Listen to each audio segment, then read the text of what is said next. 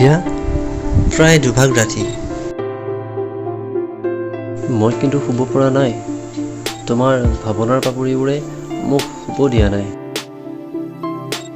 চৰাইবোৰে চাগে সপোনৰ মালা গুঠি ততেই পোৱা নাই।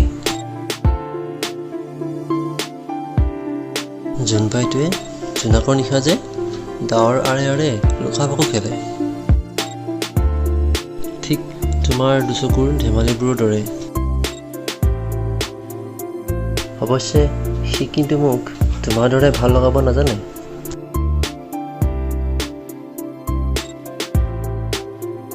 যাযাবৰ সাগৰৰ ঢৌৱে ঢৌৱে ভাহি উঠে উন্মনা নাবিকৰ জীৱনী, য'ত লুকাই থাকে পোৱা নোপোৱা অনুভূতিৰ শান্ত সমাহিত লিখনি। প্ৰীতিৰ চুমা পৰশত জীপাল মোৰ আধৰুৱা সপোনে মনে মনে কথা পাতে।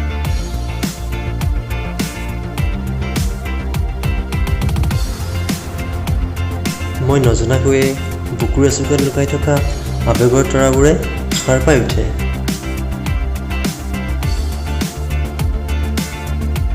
মাউসীৰ বুকুত জোনাক ফুলাৰ দিনা প্ৰীতিৰ প্লাৱন নমাই আনি তৃপ্ত কৰা মোৰ অশান্ত হিয়া। হয়তো তেতিয়াহে জোনাকৰ বুকুত আশাৰ ৰজনীগন্ধা ফুলিব। টোপাল টোপাল নিয়ৰৰ মুকুতা হৈ